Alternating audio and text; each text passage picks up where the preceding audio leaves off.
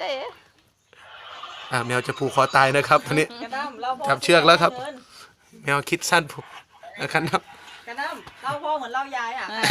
ำกันดำเอ้ยเนาะโอเคเอ้ย นั่งอยู่ศาลากัน